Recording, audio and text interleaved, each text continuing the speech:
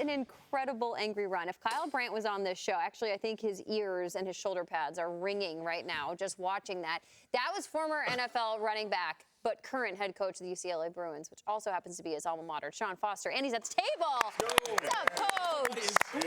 In studio. How are the bright lights of LA and California treating you these days, Coach? They're great. You know, portal just opened yesterday, a couple days ago, and you know, just navigating through that. But we're in the middle of spring ball. My guys are playing well.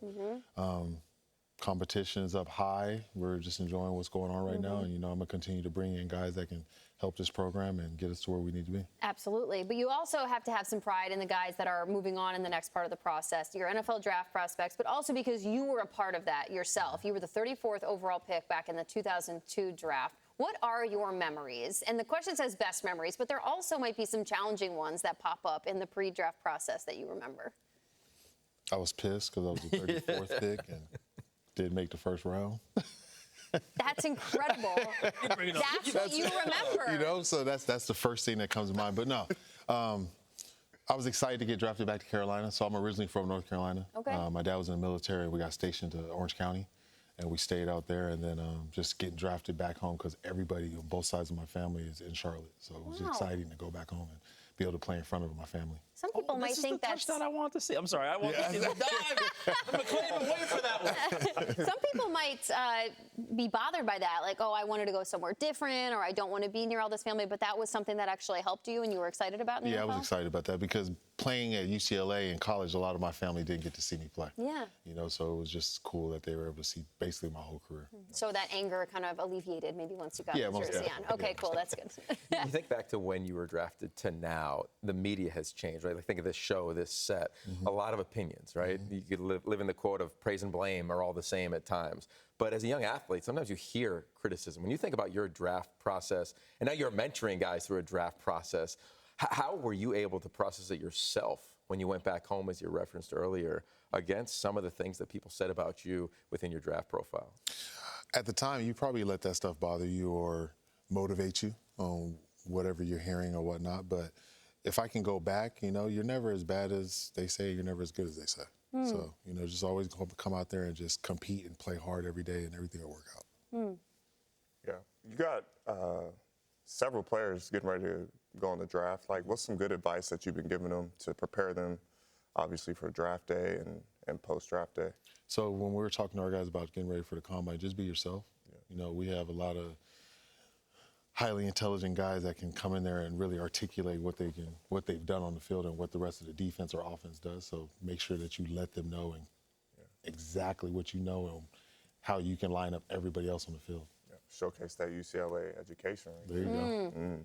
DeShaun, we just had Tom Pelissero mention one of your incredible linebackers, Carson Swessinger. Like, talk about what kind of player he is, because he has them possibly sneaking to the first round. And just talk about him, like what kind of player, what kind of person he is. Great person.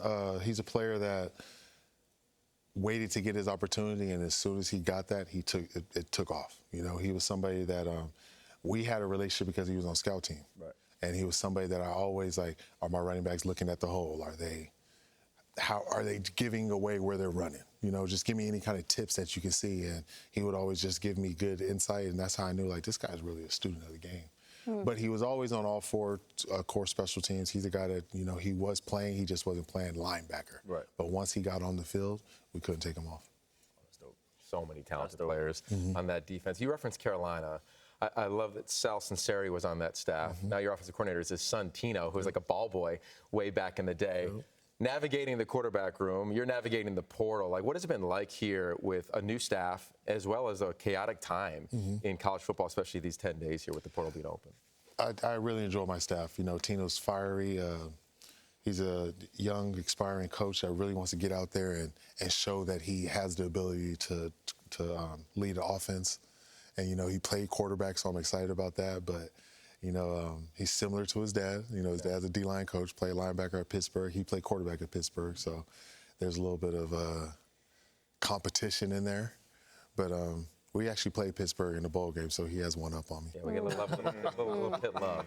And how about this time now? Like, it seems chaotic. Like, here we're talking NFL. Right. Can you imagine paying a one-year deal like a 1-year deal and you get to renegotiate it every year.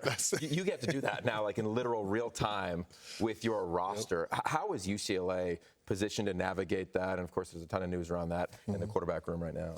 It's just the nature of the game right now, you know. So you have to be open. If you want to play ball, this is what's going on, and we're excited that the players actually can make money now, and we're going to continue to, you know, raise money and get the top talent that's locally and in the United States. So I'm just excited that, you know, we have a collective that's able to raise money and get me the players that I want to get to be successful.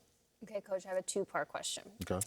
Are you one of these coaches who runs your building where you know everything that's going on in every nook and cranny of your building, in the hallways and out on the field and in the strength room and everything? Are you one of those guys? You could probably ask the people that are here. Yeah?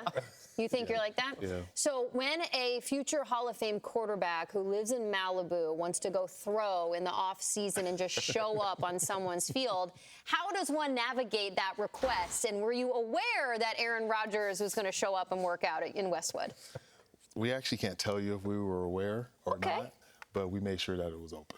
So you're telling me that Rodgers and DK didn't have to jump the fence in Westwood? Put the lock on today, guys. Exactly. Whoops, You know? someone just left the lock hanging open. But one thing that is, DK works out every morning. So we see him, our players see DK Metcalf every morning at 5 a.m. He's one of the first people in the building with the coaches, and he trains and he helps our players out. So I'm pretty sure that's how Aaron ended up there.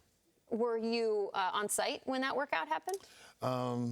I would say so. Okay. Was it because like some people who see because some people who see Rodgers throw like in person, whether it be his first year or his 20th year in the NFL, it's just something to behold sometimes. Where it's just a beautiful football that's thrown when he works out. To be honest with you, we get a lot of the top quarterbacks to come and throw at our school. You know, a couple years ago, Gronk and Tom were always out there. You see Russ, Watson, DTR, you know, our current guys. So it's just somewhere we like to open it up to the NFL guys. If you need to train, come train here, like, you know, because you can give knowledge to my current players. Absolutely. You know, so it's a way that they can give back to us, and we just allow them to use our facility. Get some work in, TJ. What we doing? San Diego. That's true. Right after the show, though, we can go The Aztecs. Get the Aztecs to leave the gate open. Got my workout. So speaking of your current players, you have an event coming up tomorrow in Friday Night Lights. This is going to be at Drake Stadium on the campus there in Westwood. What's going on? And apparently we have even the guys at the table are going to show up. Yeah. So this is a huge event. It's basically Rucker Park on a football field. Fun. That's the vision that I had last year, and we probably outdid that. That's how we moved it to Drake Stadium.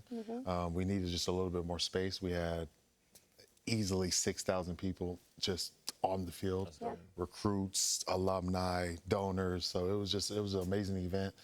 We have food trucks. We have 3-0 Baby performing, All the Smoke podcasts, Matt Barnes, Kerry Champion, all types of stuff. So, you know, food trucks. It's just going to be a major event, and it's just something. It's going to be a staple that you're going to see in LA for a while. I'm sold at food trucks. Yeah. I'm still at You know, the LA food trucks are crazy.